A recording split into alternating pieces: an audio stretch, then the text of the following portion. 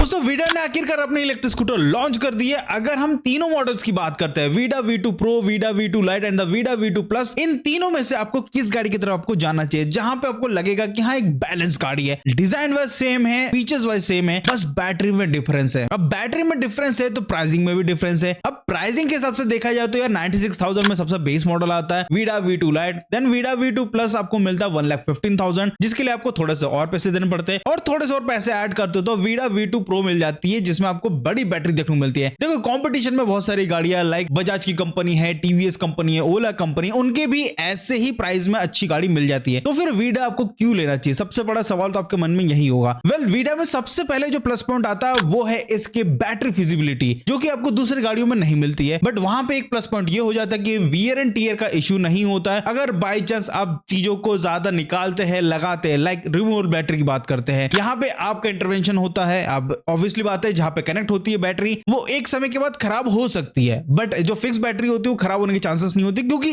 वो फिक्स होती है, कंपनी फिटेड होती है। लेकिन वीडा की गाड़ी में आपको मिलता है रिमूवेबल बैटरी, एंड इस गाड़ी को वही लोग कंसीडर करना जिनके यहाँ पे चार्जिंग का इश्यू है, यानी अब जहां पे आप गाड़ी को चार्ज नहीं कर पा रहे अपने घर पे, आपकी गाड़ी थोड़ी दूर रहती है और वहां पे आप चार्जिंग कैसे करोगे, तो वैसे में आप रिमूवेबल बैटरी की तरफ जा रहे हैं तो वीडा की गाड़ी आप कंसीडर कर सकते हैं। सेकंड, कम प्राइस में आपको टच स्क्रीन चाहिए विथ आपको कस्टमाइजेशन मिल जाए उस टच स्क्रीन में। लाइक अगर आपको स्पीड एक लिमिट तक ही रखनी है तो वो सेटिंग आप कर सकते हैं, आपको एक लिमिट तक आपको रेंज चाहिए तो वो भी आप सेटिंग कर सकते हैं, यानी यहाँ पे मल्टीपल सेटिंग्स कर सकते हैं आप इसके स्पीड एंड डिस्टेंस के साथ। इसके अलावा अगर आपको क्रूज कंट्रोल चाहिए कम प्राइस में, इसके अलावा आपको mobile connectivity, turn by turn navigation चाहिए, then Vida is the good option. But इसका भी वही सबसे सस्ता variant, that is Vida V2 Lite, वो ज्यादा प्रेफरेबल है। लेकिन अगर आपको एक बैलेंस्ड गाड़ी चाहिए, देखो डिजाइन वाइज तो मैं बात नहीं करूंगा क्योंकि तीनों ही गाड़ी Vida V2 Pro, Vida V2 Lite and the Vida V2 Plus, तीनों का डिजाइन ऑलमोस्ट सिमिलर है, कोई चेंजेस नहीं है। वही इंडिकेटर है, वही हेडलाइट है, वही टर्न इंडिकेटर है, सब कुछ सेम है, सीट सेम है, अंडर सीट स्टोरेज 26 लीटर वो भी ऑलमोस्ट सिमिलर है, ऑलमोस्ट सिमिलर ही है, और साथ में आपको मिलता है कीलेस। अब बैटरी कॉन्फ़िगरेशन एक ऐसी चीज है जहां पे इन गाड़ियों की थोड़ा सा बाइफिकेशन है, Vida V2 Pro and the Vida V2 Lite and the Vida V2 Plus। तो यहाँ पे जो सबसे टॉप मॉडल है 1,35,000, एक्चुअल में वो थोड़ा सा महंगा है, लेकिन उस हिसाब से बैटरी काफी अच्छी है, 3.94 किलोवाट आवर बैटरी पैक, जिसके तहत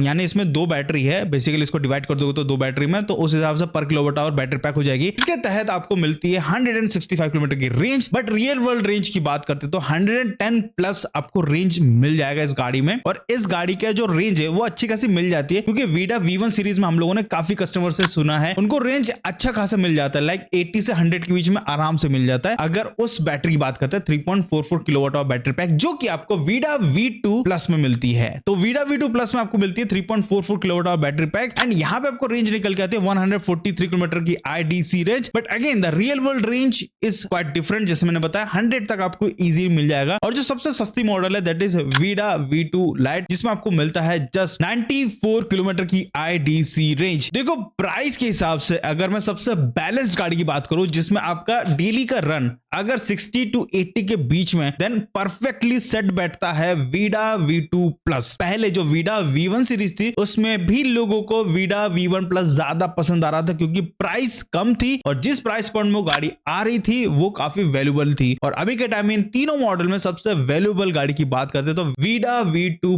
Plus है। अब इन गाड़ियों की अगर परफॉर्मेंस की बात करते तो देखो अलग अलग परफॉर्मेंस है, क्योंकि बैटरी के ऊपर डिपेंड होता है परफॉर्मेंस। जी हाँ, क्योंकि गाड़ी के पास पावर जनरेट करने के लिए जो इलेक्ट्रिसिटी है या जो वोल्टेज है वो कहां से लेगा, वो बैटरी से लेगा। बैटरी जितना दमदार होगा उतने ज्यादा पावर वो जनरेट कर पाएगा। तो यहाँ पे तीनों ही गाड़ी में आपको साइड माउंटेड मोटर मिलता है, 6 किलोवाट का पीक पावर जनरेट करता है। और टॉप स्पीड की बात करते हैं, क्योंकि काफी लोग टॉप स्पीड की बात करते हैं, बट मेरे हिसाब से सिटी में चला रहा हो तो 60 plus is more than enough. But again अगर मैं बात करता हूँ वीडा V2 Pro की तो 90 किलोमीटर पर आवर की टॉप स्पीड है, एंड वीडा V2 Plus की है 85 किलोमीटर पर आवर की top speed, and the Vida V2 Lite की है just 69 kilometre per hour. Because obviously बात है उसमें 2.2 किलोवाट आवर का बैटरी पैक दिया गया, उसमें सिंगल बैटरी पैक होते हुए भी ठीक ठाक जगह देखने को मिलती है। वीडा में प्रैक्टिकलिटी अच्छी है, लेकिन अगेन अंडर सीट स्टोरेज उतना ज्यादा नहीं है, बट गाड़ी अच्छी देखने को लगती है। अगर मैं बात करूं ओवरऑल फिट एंड फिनिश की, तो देखो किसी भी कंपनी की फिट एंड फिनिश अच्छी नहीं है सिवाय बजाज चेतक चेतक है, क्योंकि बजाज चेतक की मेटल बॉडी है और उसकी फिट एंड फिनिश बहुत अच्छी है अभी के कंडीशन के हिसाब से, अभी के सिनेरियो के हिसाब से जितनी कंपनियां इलेक्ट्रिक स्कूटर सेल कर रही है उसके कंपेयर में। 2500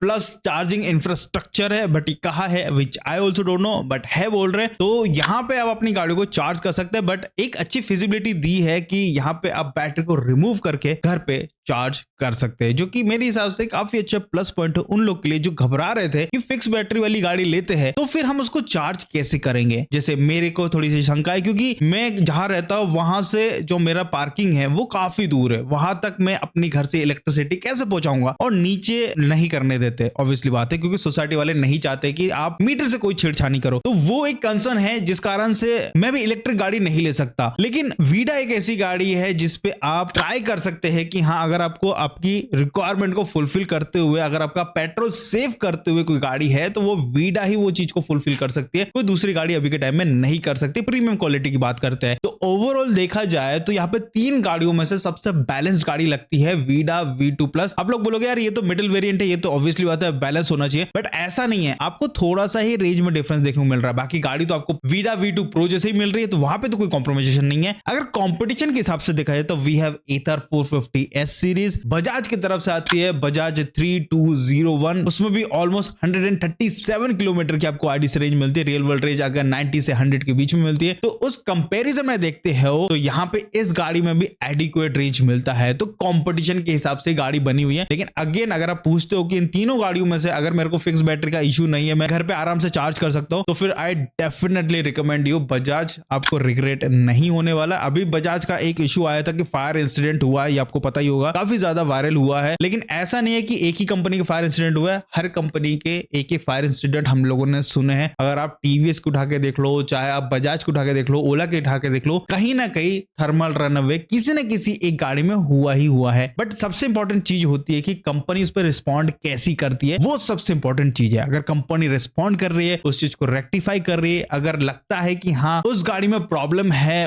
तो हम उसका रेक्टिफिकेशन देंगे, तो फिर वो कंपनी सही है, तो उसके तरफ आपको जरूर जाना चाहिए। तो दोस्तों यही था आज के इस वीडियो में। आई होप आपको वीडियो अच्छा लगा तो प्लीज लाइक शेयर सब्सक्राइब जरूर करेगा। मिलते हैं अगले वीडियो में, बाय।